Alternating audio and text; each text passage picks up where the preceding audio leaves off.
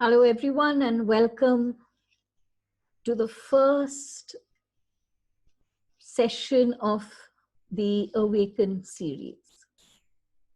Some have asked me, El, how many parts will there be? My answer is, I have no idea.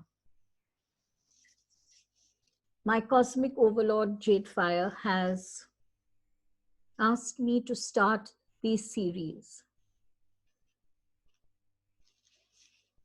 He divides my soul journey for this current incarnation into 3 parts. And he says, you finished 2 parts and you now start on the 3rd. And these 3 parts are empower, transform, awaken. So I'm told that my task of empowering and my task of transforming will now take 2nd place. The 3rd part of my soul journey for this incarnation begins today, and that is to awaken, to help everyone, however large a reach I can create, to help all to awaken to who they are, to awaken to their own divine consciousness, and to awaken to the fact that they are on this earth for a very special reason. When I asked further about awaken, and what does that mean really? I was told that almost everyone, and yes, I was surprised to hear this, that almost everyone on this earth has already awakened. But not everyone knows that they have awakened.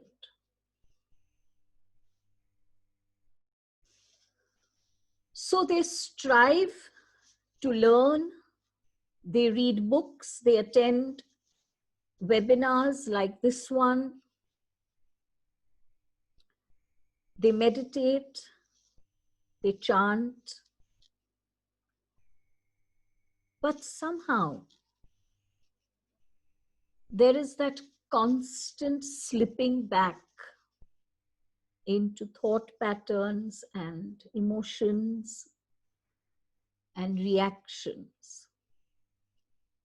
And this slipping back is evidence that we don't know that we have awakened.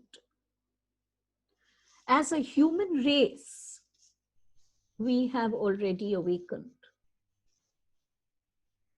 The important thing is we now, each one of us, must know that we have awakened. And so I was guided that once a week,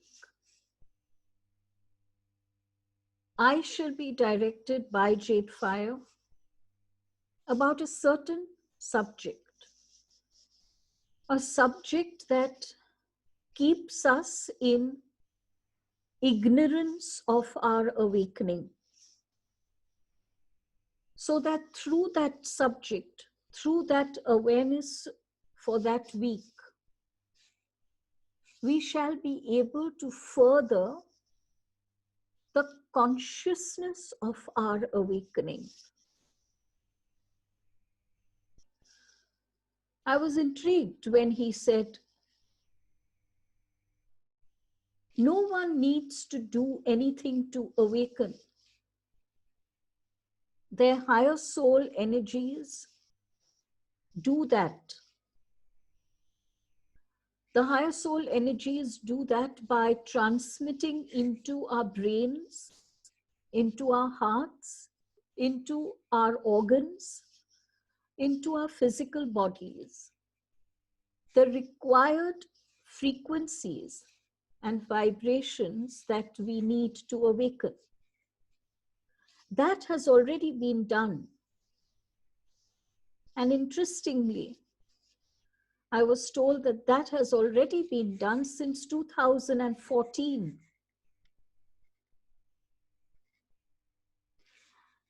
This moment in time is significant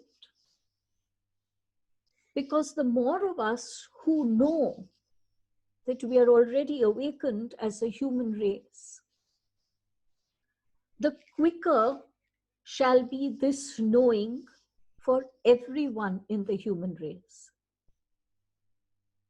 And so these weekly subjects, as I said earlier, shall be chosen by JadeFire. And they will be those hurdles that are stopping us from knowing that we are awake.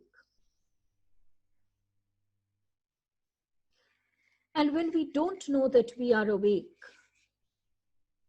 we just continue to behave as though we are asleep. When we were asleep, we only worked out of our ego.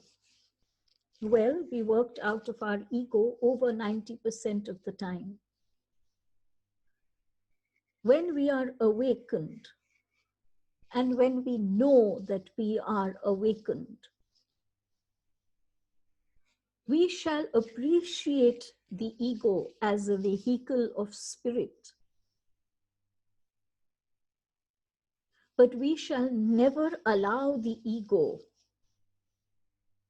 to rule our thoughts, our words, our actions, our attitudes. The first hurdle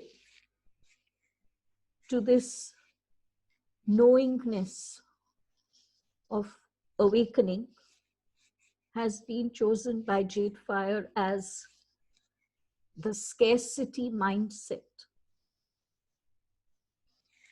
And through this week, I have been constantly prodded and poked by him at different parts of the day to draw my attention. Beloved, this thought of yours has come from a scarcity mindset. Beloved, your action is stemming from scarcity mindset. Be careful what you're feeling, because that's coming from scarcity mindset. When the subject was first given to me, I believed that it would primarily be about money. But through the course of the week, when my attention has been directed to my own thoughts and my beliefs and my reactions, I've come to realize that the scarcity mindset has very little to do with money. And that money is just a very, very, very small byproduct of the scarcity mindset or the abundance mindset. So the first awareness that came to me for the scarcity mindset was the belief that there is scarcity, that there is a limited quantity of everything that is available, whether it is money, whether it is food, whether it is water, whether it is fuel.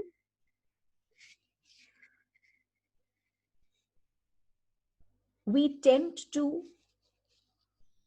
react we tend to act, we tend to behave from that one significant root belief that there is not enough going around.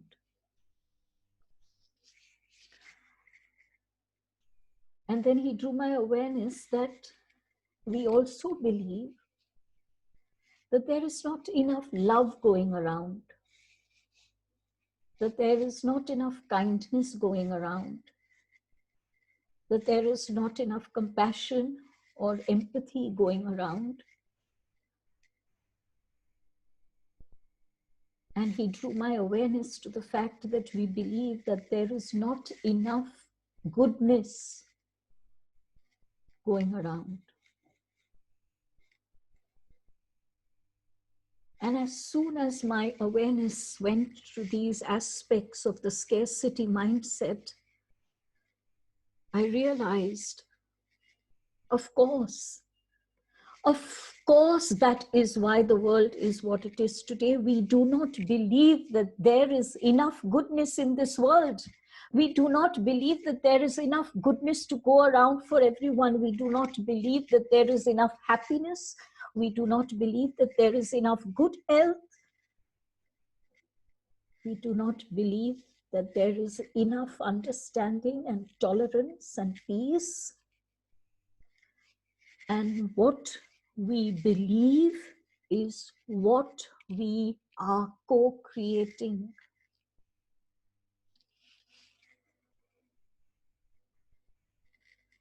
And then he pointed out to my personal surroundings, my family, my home, my friends. And he drew my awareness to the scarcity mindset in our family structures, in our homes. We do not believe that there is enough togetherness and harmony. We do not believe that there is enough support. We do not believe that we shall be encouraged every single time. When we don't believe in the abundance of these emotions, of these experiences, how can we experience them? For me, this was a huge eye-opener. The scarcity mindset that focuses largely upon the fact that there is a scarcity of everything in this world that is good and kind and happy and joyous. And that is why we are experiencing exactly what we are creating out of our scarcity mindset. If I don't believe that there is enough and in fact overflowing and infinite source and sources of support in my life, I shall consistently live my life feeling unsupported.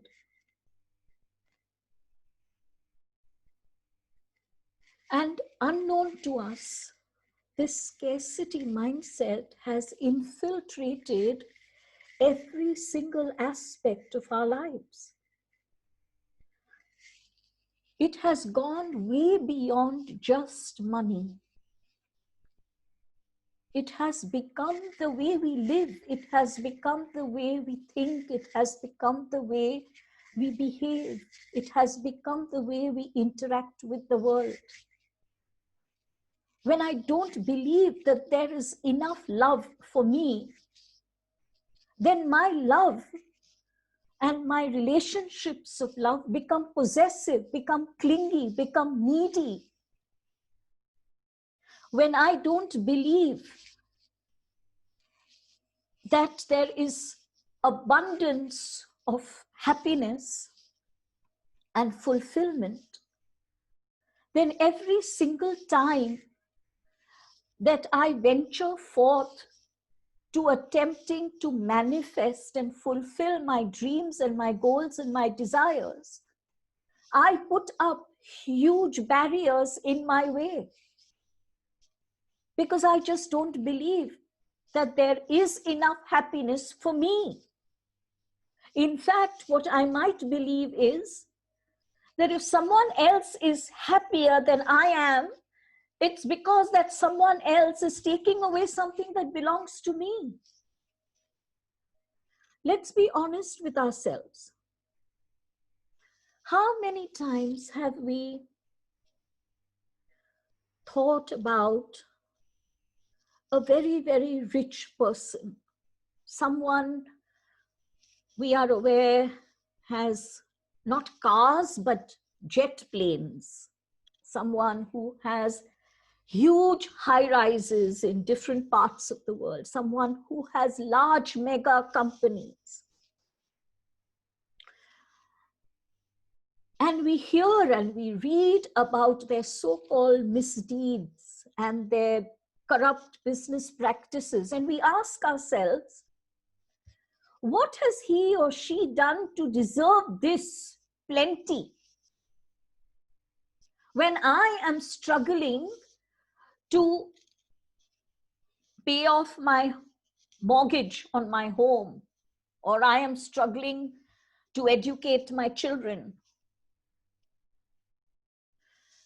This is the thinking of the scarcity mindset. You see, guys, JadeFire said something very, very pertinent to me this week. He said, beloved, abundance has nothing to do with spirituality at all. Why do you believe, he said, why do you believe that only spiritual people can enjoy abundance? In fact, he said, look around you. How many of the so-called spiritual people that you know are enjoying untold, infinite abundance?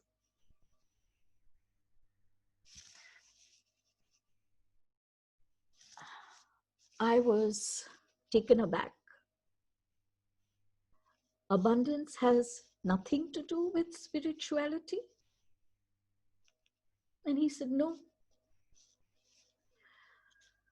The abundance mindset is how you function when you think. The abundance mindset is your attitude. The abundance mindset is a behavior pattern. Just as someone might have a behavioral pattern of, let us say, procrastination, this person that you are thinking of, beloved, he says, has a behavioral pattern of abundance. And I said, I want to learn that. I want to learn about this behavioral pattern of abundance. And this is what it is. Never believing that there is not enough. When someone else gets a job that you wanted, you instantly go into the belief that job is gone. I'm not going to get a job like that now.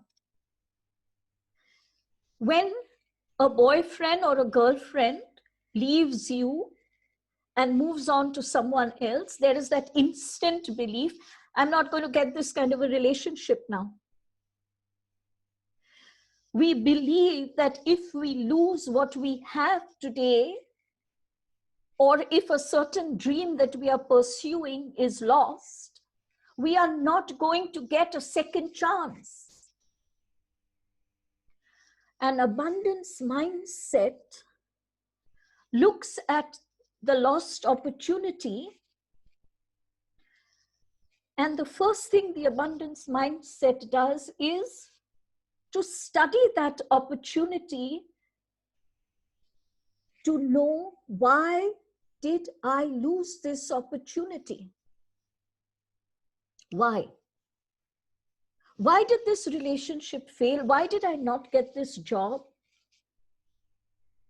Why are there struggles in my life as I attempt to meet my goals, my dreams, my desires? The abundance mindset desires to learn. The abundance mindset does not sit back and moan. The mourning of the lost opportunity is exceedingly seductive because it appeals to an inner archetype that we all nurture with great care. And this inner archetype is the archetype of the victim. We love to play victim. The victim state is highly seductive. It is very tempting. We have been conditioned to believe that when we are in victim mode, we get the attention we seek. And so, lost opportunities and failed marriages and failures and defeats that are an integral and a natural part and parcel of this earth life journey, instead of taking these as, okay, these are par for the course, we grab onto these lost opportunities and we make them opportunities to show the world that I have been victimized. Someone who didn't deserve the job got it, and I was left behind because that person has a mother or a father or a grandfather or some other influential person there.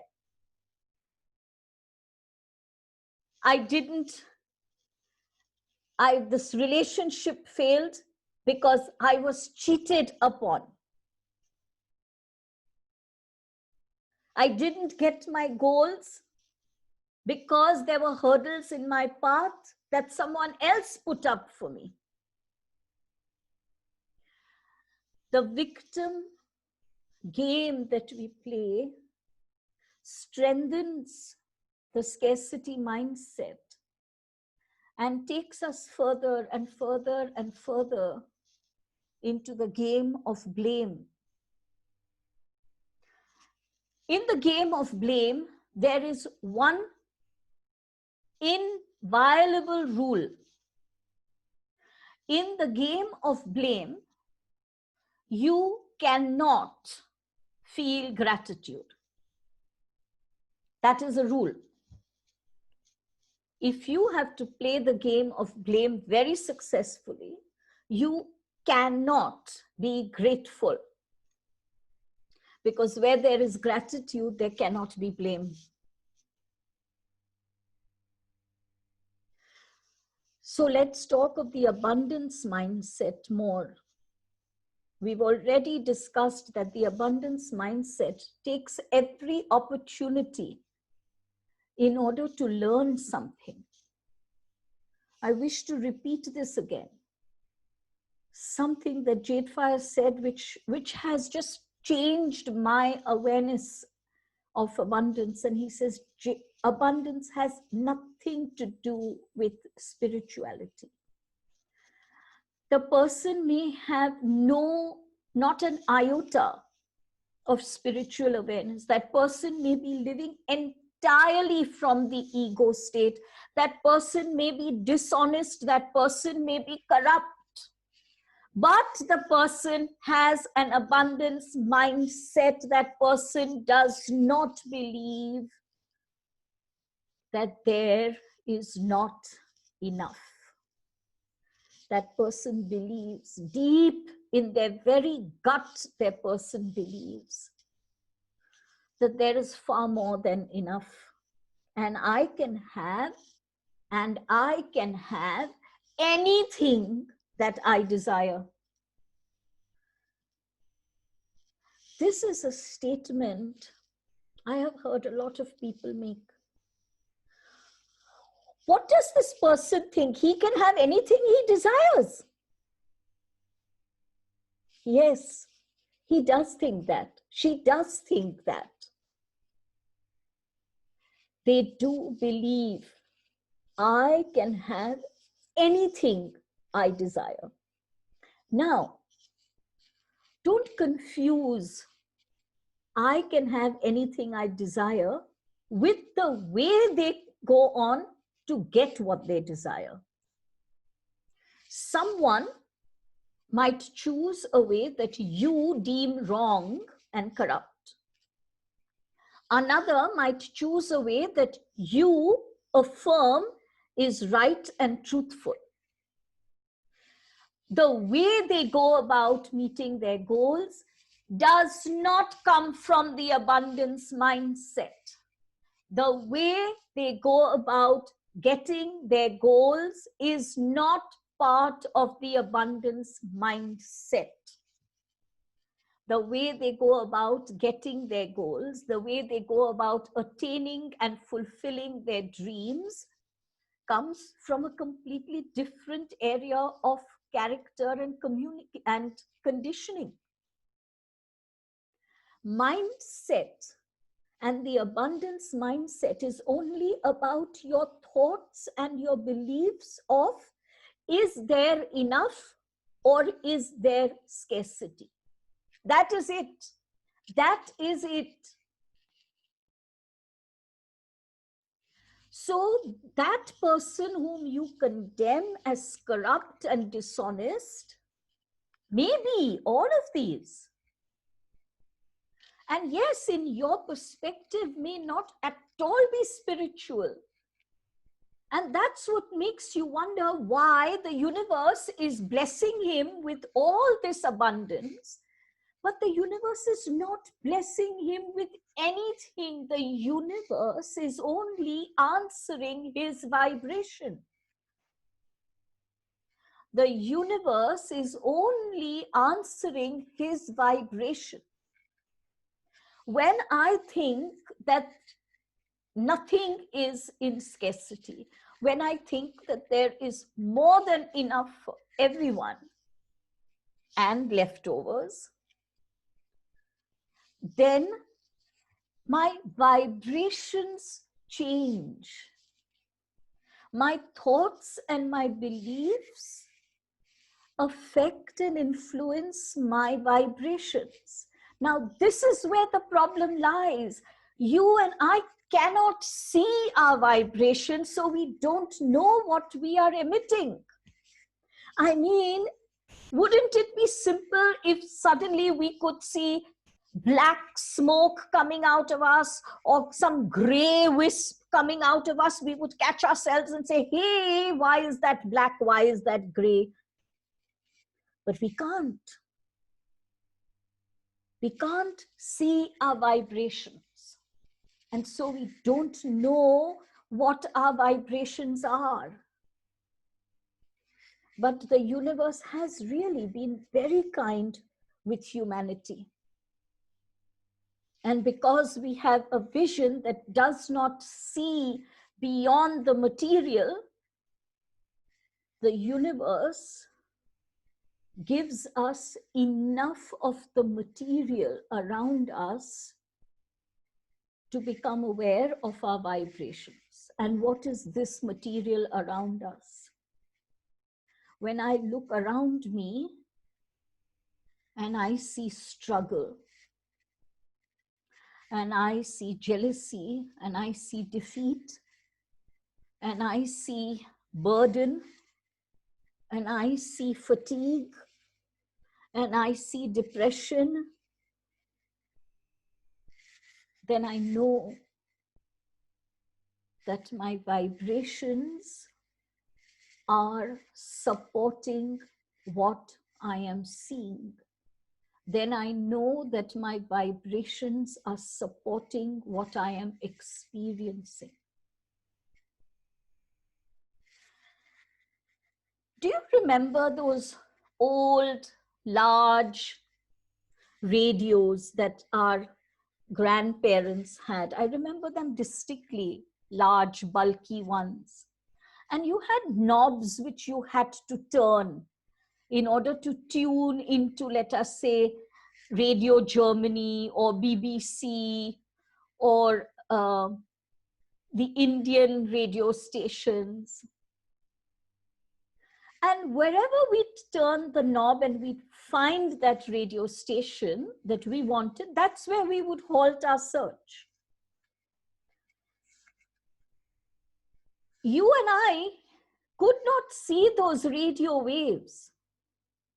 But we both know, because science has taught us that much, we both know that when we turned those knobs, what we were really doing is changing the radio waves. We didn't have a conscious realization of that when we changed those knobs, did we? We didn't. But we turned those knobs and we knew that when I turn those knobs, I will suddenly come to the radio station that I'm looking for. And we also used to see that there was that FM and whatever M and little numbers there. And that's how the counter would move. What was that counter showing us? That counter was showing us the radio waves that would bring us to the music station we desired to listen to.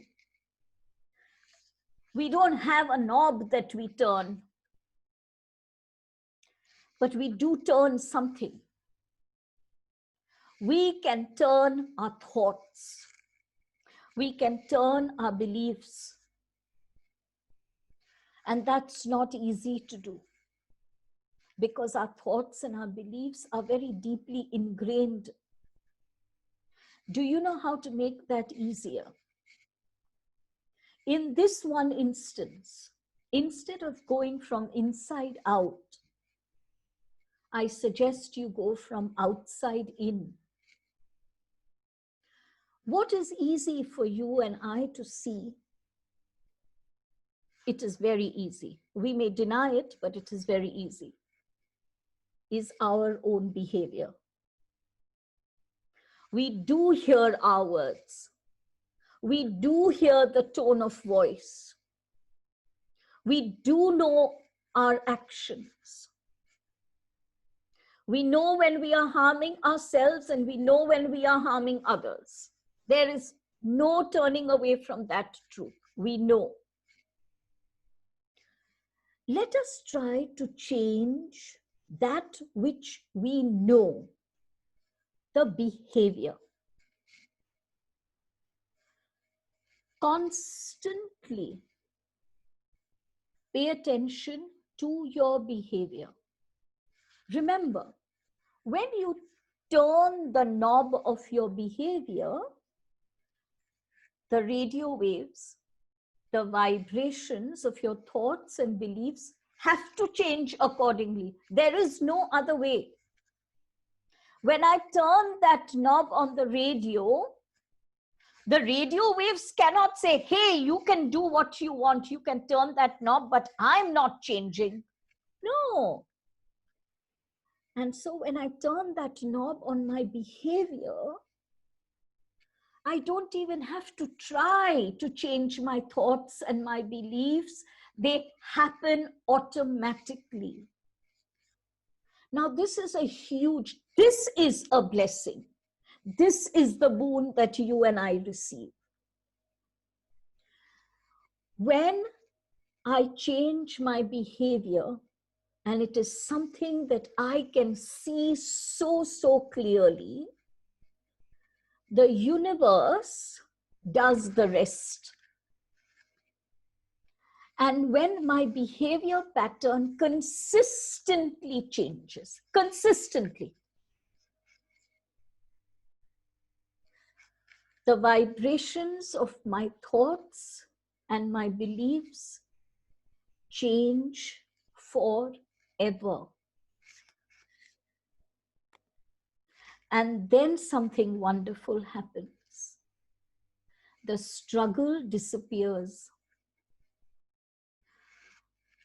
Whether teenagers, young adults, or older, more mature people, I hear one constant question. Why is my life such a struggle? Am I paying for my sins? Am I not a nice person? Now when we are going to turn that knob of behavior, we are going to hear our words. When I ask that question, why is my life a struggle? What am I believing? I am believing that it is a struggle. I am coming out of scarcity mindset. When I am questioning, is it because I am a bad person? I am coming out of the scarcity mindset. When I believe that my goals and my dreams shall come to naught because I don't have the money and the wherewithal to fulfill them, I am coming out of a scarcity mindset.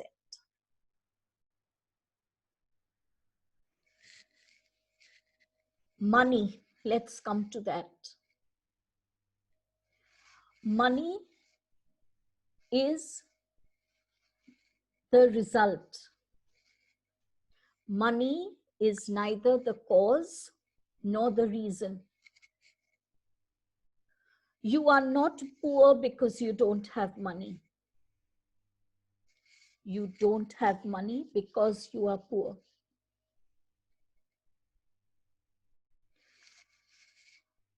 After listening to my manifestation class, I had a lot of people call me up and say, you said to be rich, I have to be rich. What does that mean? And I want to explain this a little further here so that you understand. To be rich in money, to be rich in prosperity, I have to first be rich in abundance. But that abundance cannot limit itself only to money. Abundance is a state of mind. It is an overall state of mind. Just like we discussed a little earlier, scarcity is an overall state of mind. It encompasses happiness, health, love, relationships, dreams, goals, money, the works. I cannot focus on only one area of my life and attempt to change my behavior there, whereas the rest of my life continues without any change. Because if you do that, you are definitely going to come back to me and say, what you said didn't work. It doesn't work because you are trying to make a change in one area of your life. An abundant mindset believes that there is more than enough, full stop. More than enough, full stop. Not more than enough of money, more than enough of happiness, more than enough of X or Y or Z. More than enough. And the abundance mindset goes on one step further and says, and I shall have it. So you might believe that there is more than enough for someone else. But do you believe that there's more than enough for you? Do you believe that you shall have it? Do you believe that it is within your power to have it? When we stop ourselves from dreaming, when we stop ourselves from believing, we are only coming from the scarcity mindset.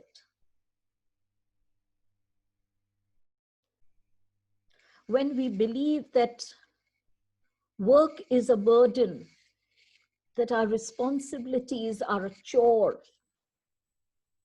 that happiness only knocks at the doors of the chosen few, this is scarcity mindset. The abundance mindset creates its happiness. It doesn't wait for happiness to knock at the door.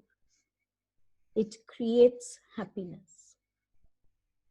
It doesn't wait for opportunity to come and fall into your lap. Because the truth is, if you're waiting, you might wait interminably. The abundance mindset creates the opportunities. And then, how you go about to create that opportunity is then up to you. You may desire to do it in what you believe is an honest way. You may desire to do it in what others might judge is a corrupt way. You may desire to use spiritual tools like meditation and chanting. As I said earlier, the way is not important. This is not a discussion about right and wrong and good and evil. In fact, JadeFire says the discussion about right and wrong and good and evil comes entirely from the scarcity mindset. Because it's a judgment, because it comes from blame. But we are not here to discuss that either. We are here only to understand that we have to ensure that we change the vibrations that we are emitting from the intelligent mind and from the creative mind. The intelligent mind is here, the brain. And I want to talk a little about this brain, because this brain is very important. It actually is responsible for the scarcity mindset. The brain is responsible for the scarcity mindset. You see, when humanity first came on Earth, and in the Ice Age, or when they were cavemen, or whatever age it was every man to his own. If I hunted an animal, then I could eat and so could my family. But if I allowed my neighbor to hunt that animal, then I had to starve, and so did my family. So, right from that moment, the human race was conditioned to believe that I have to grab whatever is there in front of me, because if I leave it for my neighbor, I am going to starve. That mindset, that belief, that conditioning that went on for so many, many hundreds of years has become a set pattern in our brain. And there is a part of the brain, the physical brain, there is a part of the physical brain that actually holds those memories, and that part of the brain is known as the amygdala. The amygdala, which is right in the middle of the brain, like a little seed,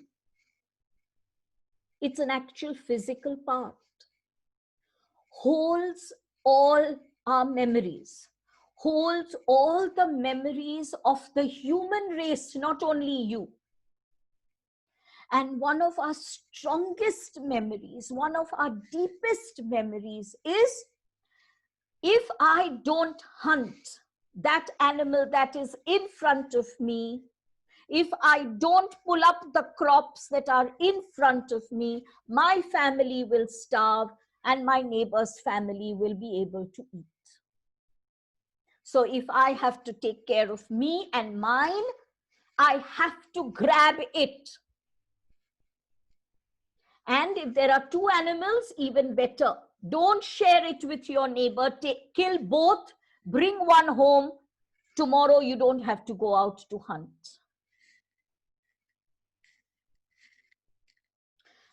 This belief, this conditioning, these patterns of behavior are present in the amygdala. Can you and I change that? No, we can't. You'll ask, is there a meditation? Is there an exercise? Nothing that has yet been given to me. So my current answer is no, we can't. We can't change this. We can't change the intelligent mind, because the brain has this pattern deeply etched into the amygdala. So what can we use then? We use the second mind. We have two minds. One is the intelligent mind, and the second is the creative mind. Many times you have heard people tell you, why don't you use your gut? Do what your gut tells you to do. Very sound advice. Very sound advice, because your creative mind lies in your gut. You know, we've heard this cliched remark very often, you are what you eat. I've been made to understand it's not quite a cliche after all. It's very, very true. You genuinely are what you eat. There are certain foods that encourage anger, that encourage impatience, that encourage lethargy, that encourage sluggishness. If you consume a lot of those foods, then the gut is going to emit those vibrations. But if you eat foods that encourage high energy activity, that encourage a good feeling, that encourage well-being, then that is exactly what you will feel. No, I'm not going into a discussion of nutrition. If you're interested in that, you can Google search. But I want to point out to you, your gut is where your creative mind is. And what you put into your gut will determine the strength or weakness of your creative mind. Have you not realized that after a particularly heavy burger and French fries and maybe a nice cool bottle of beer, you do not have the energy to be creative, to be productive? All you want to do is to be a couch potato, go to sleep. You feel lethargic, because this kind of fried food, food with a lot of sugar, food with a lot of carbohydrate, has pushed down your creative mind. The energy of the creative mind is a very refined, sensitive energy. That is why your creative mind can align very quickly with higher consciousness and bring in the answers that you seek, because its energy is very, very, very refined. But when you eat foods that are heavy and dense, these energies push down your creative mind. Your creative mind does not align with higher consciousness. Your creative mind is not putting out the vibrations of positivity, of enhancement. No solutions come to you. You are caught in what you call struggle because your gut is not being taken care of. You ask questions of people like me instead of paying attention to your body, this body which the universe has given you, which is your blessing. If you take care of your gut, if your gut is a happy gut, you will not have to pay someone in order to get an answer for you. You will not have to go through months of striving in order to develop your intuition. Haven't you ever asked yourself, why do I need to go through week after week, month after month of doing exercises and meditations to develop my creativity, my intuition? Haven't you asked yourself that? Intuition and creativity is inborn in each one of us. There is not a single human being without intuition, without creativity. But the problem is it lies in your gut. And you are not taking care of your gut. If you are constantly belching, if there is bloating, if you have gas, if you are constantly passing wind, you are not taking care of your gut. Your creative mind is dormant. The energies and the vibrations that you're giving out are not energies and vibrations that will bring in the radio station of happiness, of health, of prosperity, of love, of fulfillment. So the mindset of abundance needs 2 changes from you. Just 2. Just 2. It's really that simple. One is pay attention to your behavior. Hear your words, pay attention to your actions, hear the tone of your voice.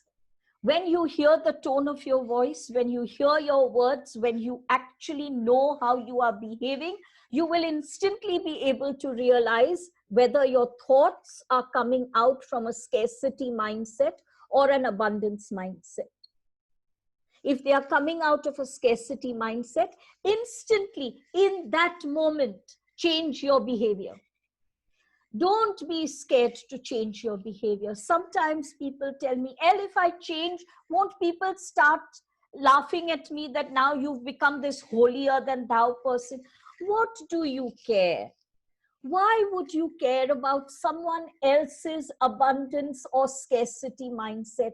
If that person is judging you, that person is coming from their scarcity mindset, why are you allowing that to rule your life?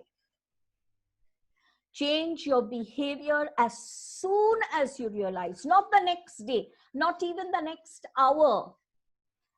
Change it as soon as you realize that it's coming from a scarcity mindset. And 2, take care of your gut. Yes, give yourself the cheat days. I have a sweet tooth. I love eating something sweet after every meal. But does it have to be an entire bar of chocolate? Can it not be one small piece? Taking care of your gut is your one single indication that you love yourself. Taking care of your gut is your one single indication that you appreciate this body temple, because you know that this body temple holds your spirit. And if your spirit is dormant, ego will rise to the fore, and ego can only survive in a scarcity mindset.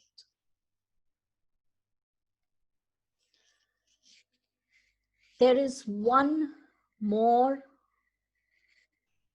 aspect of the abundance mindset. At the end of each day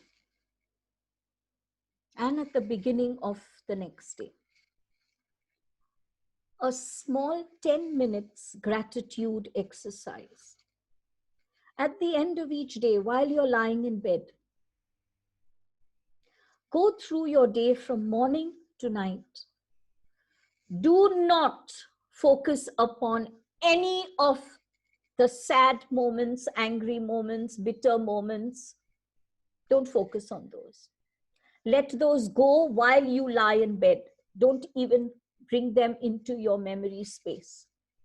What you should bring into your memory space is, thank you for the chirping of the birds outside my window.